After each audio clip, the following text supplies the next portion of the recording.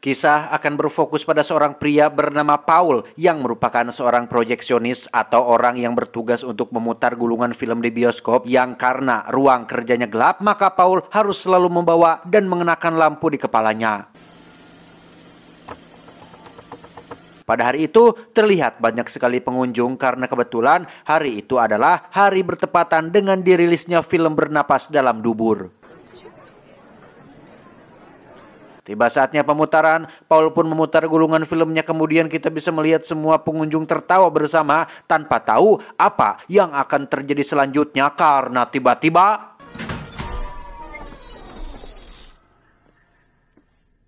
ya, seketika lampu mati, tapi bukan dikarenakan listriknya ngejepret, karena saat Paul keluar, dia melihat tidak ada siapa-siapa di sana dan hanya meninggalkan pakaian dan makanan yang tergeletak di lorong bioskop.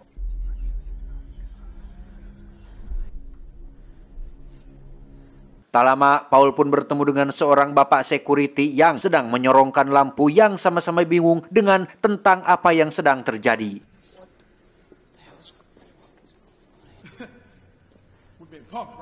Saat sedang berkeliling, Pak Security pun seperti melihat sesuatu di pojokan toko pakaian dan memutuskan untuk pergi memeriksanya. Namun apa yang terjadi? Si security pun menghilang dan hanya menyisakan pakaiannya saja yang tergeletak di lantai.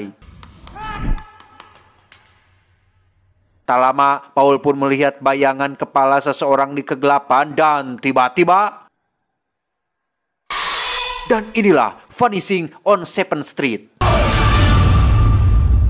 Beralih ke seorang perawat bernama Rose, di mana dia juga terlihat kebingungan saat melihat semua orang sudah menghilang, dan betapa terkejutnya dia saat melihat seorang pasien terlantar yang kebetulan sedang dioperasi yang lagi-lagi menghilang ketika lampu penerangannya mati.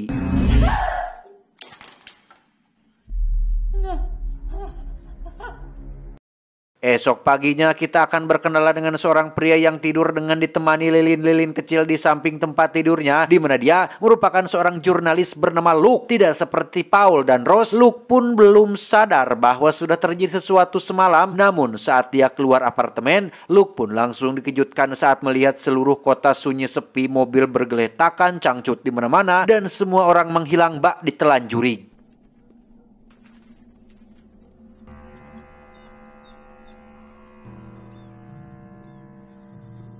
72 jam kemudian diceritakan Luke sudah menyadari tentang apa yang terjadi dan bagaimana cara untuk bisa tetap bertahan hidup, yaitu dengan terus berada dalam cahaya.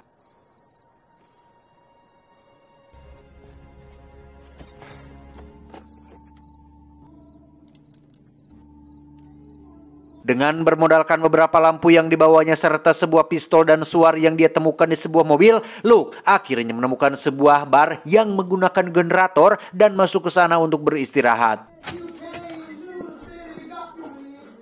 Sempat menenggak seloki ciu yang dioplos dengan kerating deng, Luke pun bertemu dengan seorang anak bernama James, di mana dia mengalami hal serupa, yaitu kehilangan orang tuanya. Punten. Mama owns this place. Nah, watching it. Tak lama, mereka pun kedatangan orang baru yang ternyata itu adalah Rose yang tengah teriak-teriak mencari bayi kecilnya. Sempat terjadi ketegangan, akhirnya mereka bertiga memutuskan untuk bertahan bersama-sama di dalam bar tersebut.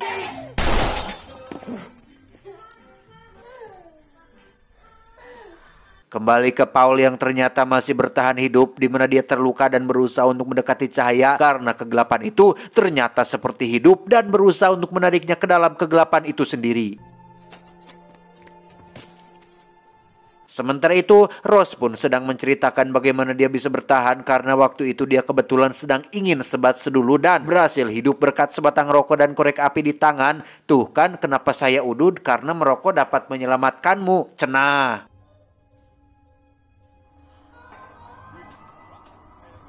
Paginya, Rose pun pulang ke rumah dan menemukan bayinya sudah tidak ada di sana, sehingga sekarang mereka bertiga mengalami nasib yang sama dan satu-satunya untuk tetap bertahan hidup adalah tetap bersama dan tetap berada dalam cahaya.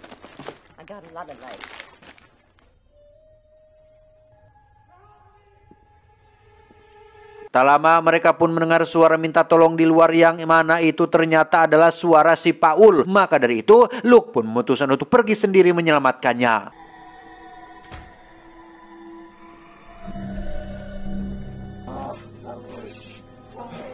Sialnya saat Luke akan membawa Paul ke bar, senternya tiba-tiba mati dan layaknya jurus bayangan Shikamaru, kegelapan itu pun seperti hidup yang siap untuk menelan mereka.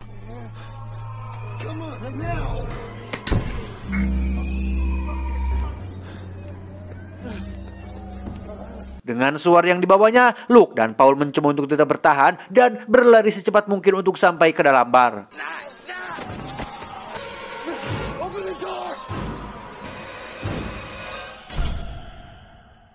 Saat sudah berhasil selamat dan berada di dalam, Paul pun menceritakan bagaimana dia bisa bertahan, yaitu berkat senter yang dibawanya. Saat itu senternya tiba-tiba mati, di mana dia sempat dipukul dan dibawa oleh sesuatu dari kegelapan itu dan berhasil bertahan saat senternya kembali menyala.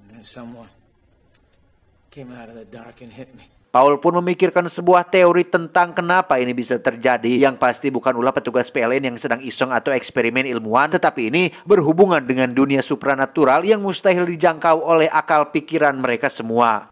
No bodies, no faces. I was fighting to exist.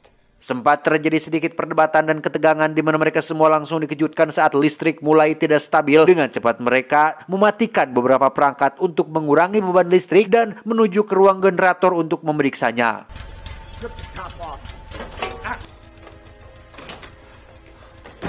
Setelah memeriksa generator, Paul kembali melanjutkan teorinya, namun kondisi yang kritis membuat tubuhnya lemah dan pingsan seketika. Whole entire colony completely vanished. What? Saat sudah dibawa ke atas, kita akan melihat bagaimana Luke bertahan, di mana saat itu dia pergi ke kantor berita tempatnya bekerja dan menemukan semua orang sudah menghilang. We have to adapt. Namun, Luke menemukan secercah harapan ketika dia melihat sebuah siaran dari Chicago yang mengatakan bahwa tempat itu merupakan tempat aman, di mana orang di TV tersebut memperingati semua orang untuk tetap berada dekat dengan cahaya dan jangan mempercayai cahaya lain selain cahaya yang kita pegang sendiri.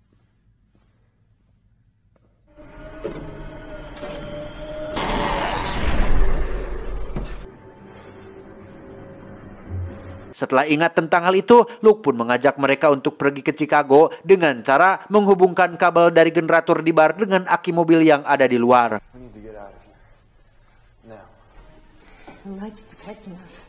Untuk itu, Luke dan Rose pun pergi keluar, sementara James ditugaskan untuk menjaga Paul di bar.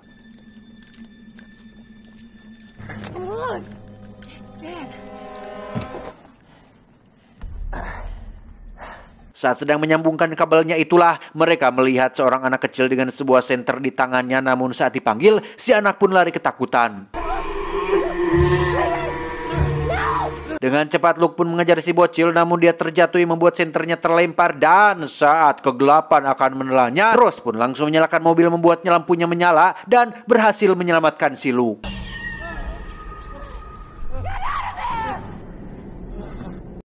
Di dalam bar sendiri kita akan melihat Paul menyusul James di kamar mandi dan menemukan dia sudah tidak ada di sana. Paul pun terlihat menuju ke sebuah lorong panjang di mana terdapat lampu-lampu di atasnya untuk kemudian menemukan sebuah pintu, dan saat dibuka itu adalah sebuah tembok yang merupakan jalan buntu.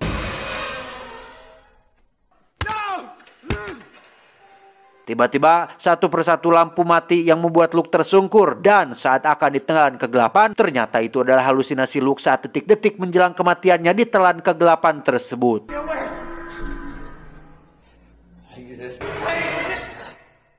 Saat James keluar dari dalam kamar mandi, ia pun sudah melihat Paul sudah lenyap dan hanya meninggalkan pakaiannya saja. Luke dan Rose sendiri tidak berhasil menyalakan mobilnya, kemudian pergi ke sebuah klinik dan bertahan di sana.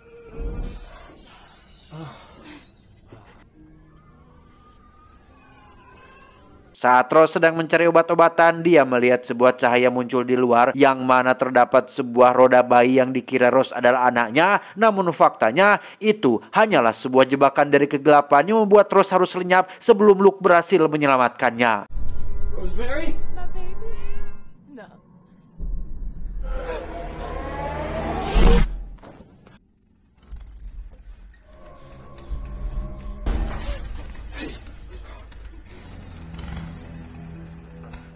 Luke kembali menemui James dan memutuskan untuk pergi dengan mobilnya, di mana Luke berusaha menyambungkan kembali kabel ke generator, dan saat mobilnya sudah menyala, Luke dengan cepat masuk dan segera pergi dari tempat tersebut. Okay!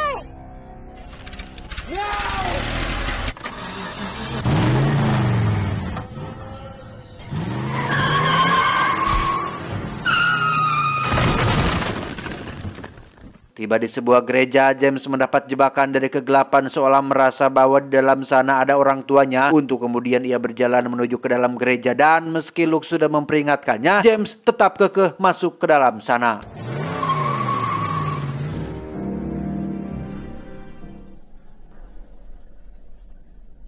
Sempat berniat pergi meninggalkannya, Luke memutuskan untuk kembali dan menabrakkan mobilnya. Namun saat Luke mencoba untuk membujuk James, lampu mobil tiba-tiba mati yang membuat ia harus lenyap seketika. James! No! Sadar bahwa ini adalah jebakan, James dengan cepat berlindung di tengah cahaya lilin gereja, di mana kita bisa melihat kegelapan perlahan mulai menghinggapi seluruh ruangan, dan satu persatu lilin pun mati. Tapi tiba-tiba muncullah sinar matahari pagi yang menyinari seluruh alam.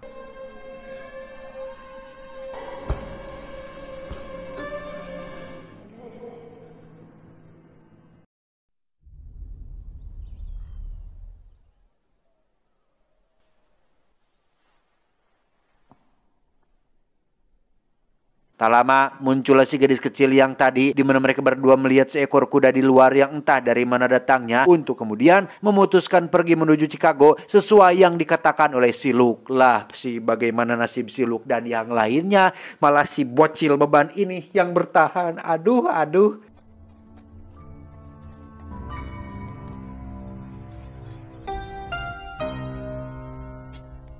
Tamat ending yang cukup membagongkan.